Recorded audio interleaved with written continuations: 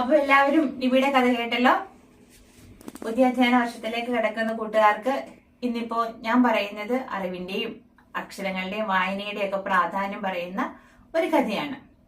വി.ടി. ഭട്ടതിരിപ്പാടിനെ എല്ലാവർക്കും പരിചയമുണ്ട്.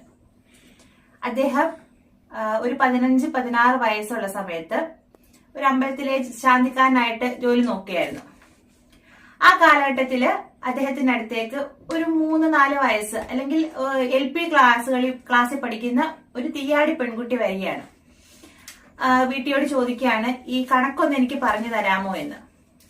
ആ കുട്ടിയുടെ കയ്യിൽ നിന്ന് ബുക്ക് വാങ്ങി അതിലേക്ക് നോക്കി വീട്ടി ആ അക്ഷരങ്ങൾ കണ്ടിട്ട് ഒന്നും ചെയ്യാനാവാൻ നിൽക്കുകയാണ്. അദ്ദേഹത്തിന്റെ തന്നെ ഭാഷ കടമെടുത്താൽ കുനിയനുറുമ്പ് നിരിയിട്ടതുപോലെയുള്ള കറുത്ത ചെറിയ അക്ഷരങ്ങൾ കണ്ട വീട്ടി തനിക്ക് വായിക്കാൻ അറിയില്ലല്ലോ കുട്ടി എന്ന് വളരെ അപമാനിതനായി തന്നെ ആ കൊച്ചു പെൺകുട്ടിയോട് പറയുകയാണ്.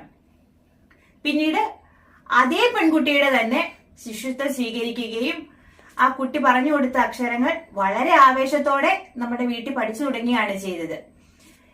അദ്ദേഹത്തിന്റെ പുസ്തകത്തിൽ തന്നെ പറയുന്നുണ്ട്, നിശീതിയുടെ നിശബ്ദതയിൽ ലോകം കൂർക്കം വലിച്ചുറങ്ങുമ്പോൾ ഉണങ്ങിയ കരിയിലക്കൂട്ടങ്ങളെ അഗ്നി ആളിക്കത്തിക്കുന്നത് പോലെ ഞാൻ അക്ഷരങ്ങൾ വായിട്ട് ചവച്ചരച്ചു എന്നാണ് അദ്ദേഹം ആ സാഹചര്യത്തെ കുറിച്ച് പുസ്തകത്തിൽ പറഞ്ഞിരിക്കുന്നത്.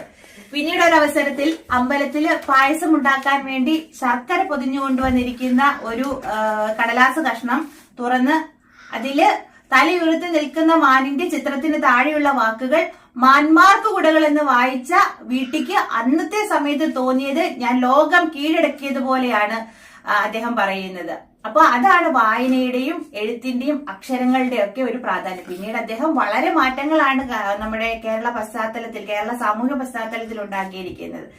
അതുകൊണ്ട് നമ്മുടെ സ്കൂളുകളിലേക്ക് പുതിയതായിട്ട് ക്ലാസ് മുറികളിലേക്ക് എത്തുന്ന കുട്ടികൾ ആവേശത്തോടെ പഠിക്കാനും വായിക്കാനും എഴുതാനും ഒക്കെ ശ്രമങ്ങൾ നടത്തുക. മാത്രമല്ല ഇതുപോലുള്ള കുഞ്ഞു കഥകളൊക്കെ നമ്മൾക്ക് ഒരുപാട് പ്രചോദനങ്ങളാണ്. ഇതുപോലുള്ള കുഞ്ഞു കഥകൾ വായിക്കാൻ കൂടി ശ്രമിക്കുക എന്ന് പറഞ്ഞുകൊണ്ട് നിർത്തുന്നു.